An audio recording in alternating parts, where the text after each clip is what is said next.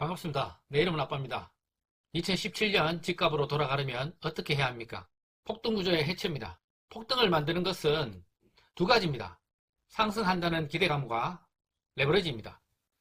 지금은 DSR 40% 체계입니다. 스트레스 DSR, 가상금리 적용까지 되고 있습니다. 전세대출, 신용대출을 주택 매수 레버리지로 쓰는 길도 차단되고 있습니다. 일시적 규제가 아니고 제도화되는 흐름입니다. 장기 보유 특별공제 축소 가능성도 논의되고 있습니다.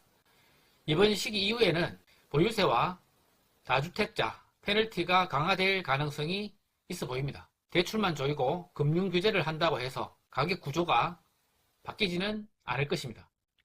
가격을 정상화하려면 압도적인 물량이 필요합니다. 더 이상 비싼 가격에 사겠다는 사람이 사라지고 매수자 우위 시장이 돼야 됩니다.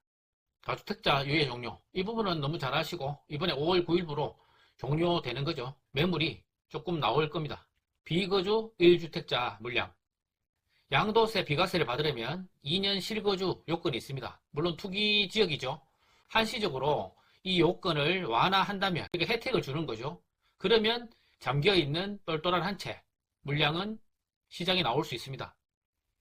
완화나 조건을 혜택을 주지 않으면 나오기가 힘들 겁니다. 이 비거주 1주택 물건은 대부분 전세를 끼고 있는 갭투자, 소위 갭투자 물건이기 때문에 상승한다는 기대감이 있고 금융 압박도 없고 대출 이자에 대한 부담도 없기 때문에 계속 들고 갈 수 있습니다.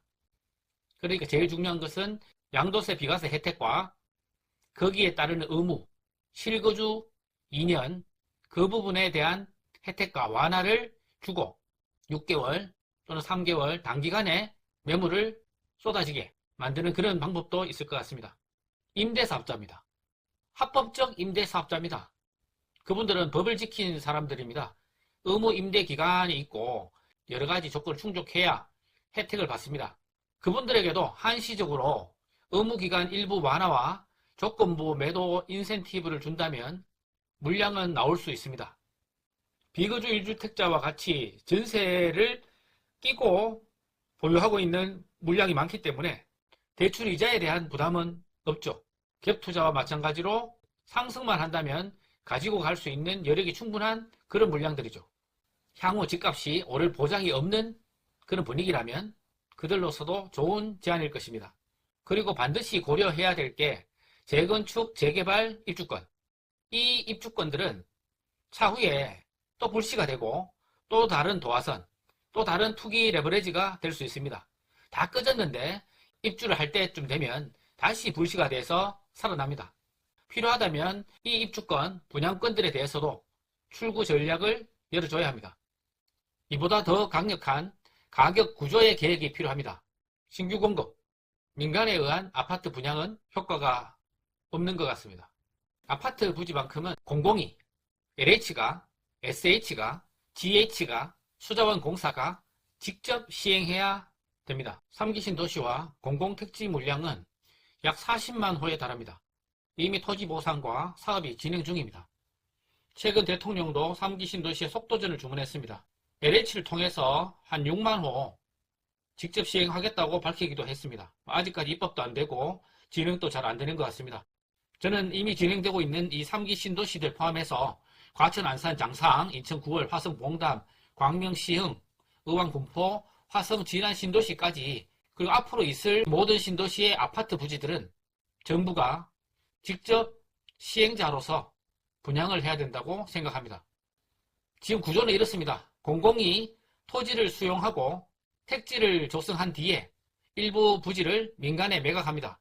민간 시행사는 토지 매입비, 금융비용, 시행마진, 광고 리스크 비용을 모두 반영해서 분양가를 책정합니다. 그 분양가가 지역의 새로운 기준점이 됩니다. 그리고 시장은 이 기준점을 중심으로 또다시 움직입니다. 아파트 가격의 상승 메커니즘은 7개 정도로 흘러간다고 생각합니다.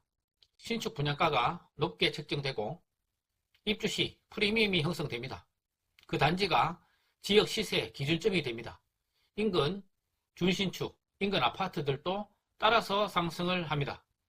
구축이 상대적 저가로 인식되어 상승합니다. 재건축 기대감이 형성이 되어 그 전체가 가격이 폭등합니다.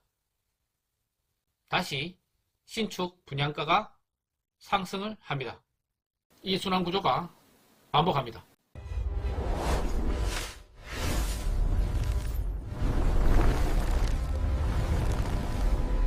저는 이 구조의 출발점이 토지 매각 구조에 있다고 봅니다. 토지를 매각하지 않고 공공이 직접 시행한다면 토지 차익과 과도한 시행 마진을 줄일 여지가 있습니다. 이 3기 신도시 공공시행에 관한 얘기는 다음 영상에서 자세하게 다루겠습니다. 완전한 가격 통제는 어렵더라도 가격 상승의 출발점은 조정할 수 있습니다.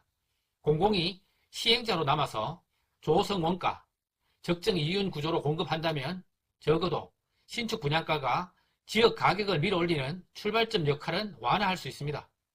3기 신도시가 단순한 물량 공급이 아니라 가격 구조를 바꾸는 기회가 되어야 합니다. 우리는 어쩌면 집값이 오르기만을 바라며 심리적 담합 속에 있었는지도 모릅니다. 하지만 거주는 투기의 대상이 되어서는 안 됩니다. 투자의 대상이 되어서도 안 됩니다. 우리 아이들이 평생을 고생해도 집을 못 산다는 박탈감에서 벗어나게 할 것인가? 노력하면 5년, 10년 안에 내 집을 마련할 수 있는 사회를 만들 것인가? 그 구조를 만들지 못하면 거주인 아파트는 계급이 됩니다. 이건 단순한 부동산 문제가 아닙니다. 이건 세대의 문제입니다. 우리 세대가 해결해 줘야 할 문제인 것입니다. 우리 아이들은 집을 살 수 있을까요? 우리가 지금 선택하지 않으면 그 답은 점점 멀어질 것입니다.